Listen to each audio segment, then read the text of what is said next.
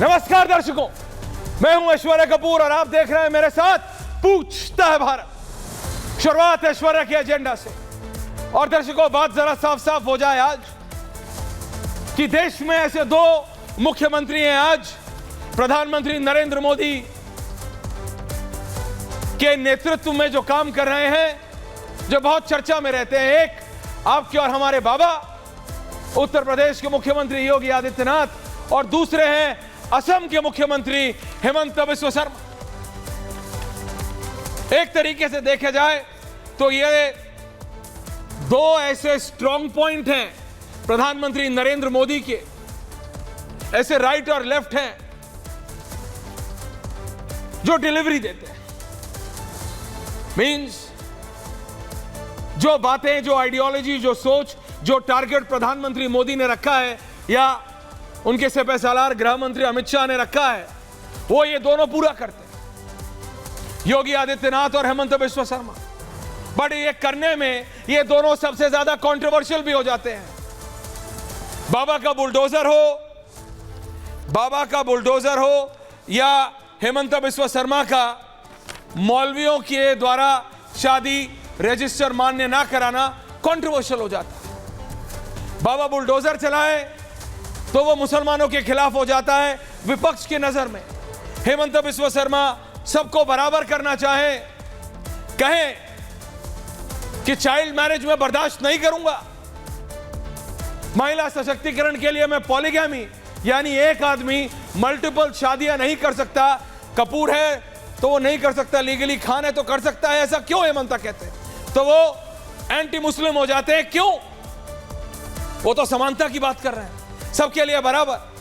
और आज जो मुद्दा हुआ है उस पे हमारी साथी ने रांची में थे हेमंत बिस्वा शर्मा, उनसे पूछा भी नमाज ब्रेक को लेके, तो उसमें उन्होंने क्या कहा सुनाऊंगा आपको। एक्सक्लूसिव रिपब्लिक से बात करते हुए असम के मुख्यमंत्री हेमंत बिस्वा शर्मा ने क्या कहा, लेकिन पहले समझिए हो क्या रहा है। दर्शकों, बात चाहे रजिस्टर्ड निकाह की हो, यानी मौलवी अब रजिस्टर नहीं करा सकते शादी, जैसे आप और हम, जैसे कपूर कराता है वैसे ही खान कराएगा। बेसिक सेंस में ये है, कपूर और खान के लिए अलग अलग नियम नहीं है एनीमोर, तो वो एंटी मुस्लिम हो जाते हैं। नो नमाज ब्रेक।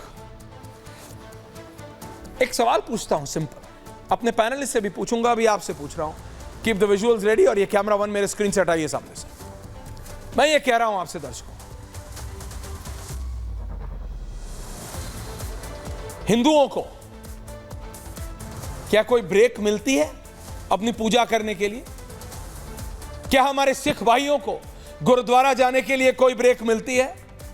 क्या हमारे क्रिश्चियन भाइयों बहनों को गिरजाघर जाने के लिए कोई ब्रेक मिलती है? क्या बौद्ध भाइयों को मोनेस्ट्री जाने के लिए कोई ब्रेक मिलती है? क्या पारसियों भाइयों बहनों को अपने धर्मगुरु या अपने आराध्य की आराधना करने के लिए कोई ब्रेक मिलती है? नहीं, लेकिन सिर्फ एक धर्म विशेष को ब्रेक मिलती है। क्यों? पूछता है भाई, व्हाई? सबके लिए बराबर होना चाहिए ना। बराबरी की बात करते हैं अखिलेश यादव, राहुल गांधी, सब बराबरी की बात करते हैं। बराबरी की बात, बराबरी का मतलब क्या होता है इनकी नजरों में, यह समझना हमें जरूरी है। Visuals, not only this graphic. बराबरी किसे कहते हैं गुरु प्रकाश पासवान जी? बराबरी किसे कहते हैं? किसे कहते हैं तारिक अहमद लारी जी? माननीय अखिलेश यादव जी की नजर में सब बराबर ना।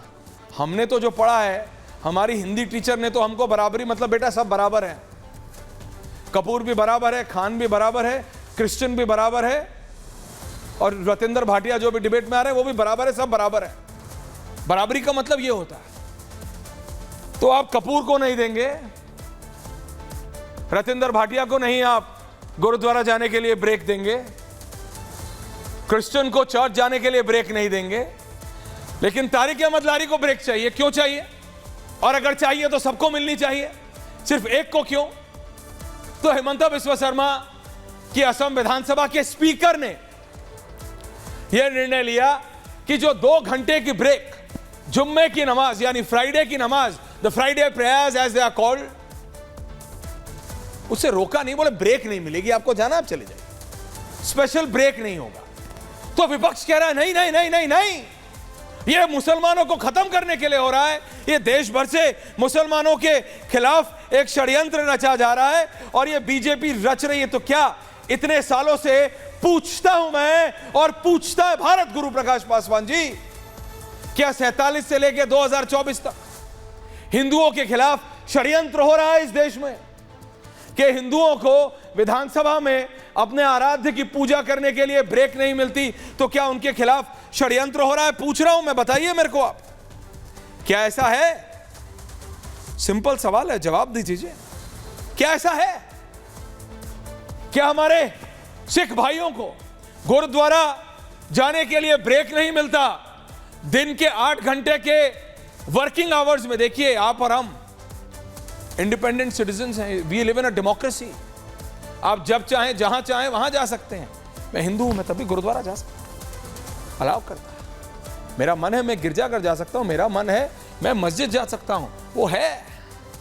लेकिन क्या किसी हिंदू को, किसी सिख को गुरु प्रकाश पासवान जी, किसी क्रिश्चियन को, किसी पारसी को, किसी बौद्ध को, किसी जैन को अपने आराध्य को याद करने के लिए स्पेशल 2 घंटे का ब्रेक मिलता है? नहीं। तो जब किसी को नहीं तो किसी को नहीं। और यह बात समझ क्यों नहीं आ रही रशीदी साहब आपको या विपक्ष को कि we are moving towards uniform civil code, हम यूसीसी की ओर बढ़ रहे हैं। ग्राफिक्स सीएए हुआ, दर्शकों सुनिएगा, शुरुआत हुई ट्रिपल तलाक से। क्या एक ही ग्राफिक बना और अगर बना तो हटा दीजिए। ट्रिपल तलाक जब हुआ गुरु प्रकाश पासवान जी, तो ये समाजवादी पार्टी और कांग्रेस के नेता आके बोलने लगे ये मुसलमानों के खिलाफ है। क्या वो मुसलमानों के खिलाफ था? मैं आपसे पूछता हूं दर्शकों आज, या वो मुसलमान महिलाओं की जिंदगी बचाने का काम था?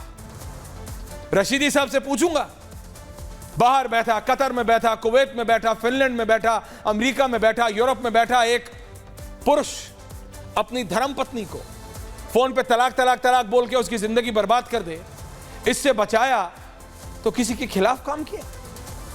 नहीं, लेकिन उसको ऐसा बनाया गया कि वो मुसलमानों के खिलाफ है। सीएए किसी की नागरिकता नहीं छीनने की बात है, बल्कि उन लोगों की, जैसे अभी आप देख रहे हैं बांग्लादेश में, विजुअल्स ऑफ बांग्लादेश, हिंदुओं को कैसे टारगेट कर करके मारा जा रहा है, उन हमारे हिंदू भाई बहनों को हम आज नागरिकता दे सकते हैं अंडर सीएए। क्या ये किसी के खिलाफ है? नहीं, ये किसी के मदद के लिए है। ये मुसलमानों के खिलाफ कैसे हो सकता है? लेकिन विपक्ष वेंट ओवरबोर्ड टू प्रूव कि सीएए मुसलमानों के खिलाफ है। सरकार को एक बार नहीं 10 बार एक्सप्लेन करना पड़ा। वो सरकार कितना एक्सप्लेन कर पाई नहीं कर पाई वो उनकी दिक्कत। लेकिन आप मुझे बताइए, अगर आज सीएए ना होता तो क्या हम सोच भी सकते थे उन लाखों करोड़ों हिंदुओं भाइयों बहनों को जिनको टारगेट किया जा रहा है बांग्लादेश में, या फिर अफगानिस्तान में हमारे सिख भाई जिनको टारगेट किया जाता है, उनको शरण देने की, लीगली शरण देने की? नहीं। क्या वो मुसलमानों के खिलाफ है? नहीं। लेकिन बनाया गया क्यों? क्योंकि उनको सूट करता है, विपक्ष को सूट करता है। अब यही है नमाज ब्रेक किसी के खिलाफ नहीं है, सबको बराबर करने के लिए। आपको रोक नहीं है, ना रोक थी, ना रोक है, और ना रोक होगी और ना हो सकती है। ना पूजा करने में, ना गुरुद्वारे जाने में, ना मस्जिद जाने में, ना गिरजाघर जाने में रोक नहीं है दर्शकों। बात सिर्फ ये है, ये वो लोग हैं जिन्होंने ट्रिपल तलाक को मुसलमान विरोधी बताया, ये वो लोग हैं जिन्होंने सीएए को मुसलमान विरोधी बताया। और मैं आपको बता रहा हूं आज, क्योंकि प्रधानमंत्री 15 अगस्त को लाल किले की प्राचीर से ऑलरेडी बोल चुके हैं कि UCC is coming, it's time for UCC. तो यूनिफॉर्म सिविल कोड किसी के खिलाफ नहीं है, सबको बराबर लाके खड़ा करने की बात है। एवरीवन इज इक्वल, यही बात है ना जो सारा विपक्ष कहता है, अखिलेश यादव कहते हैं, राहुल गांधी कहते हैं, एवरीवन सेज। बट लेकिन जब बात होती है तो ये सब चीजों को मुसलमान विरोधी बना दिया जाता है। कैसे? पूछता है भारत।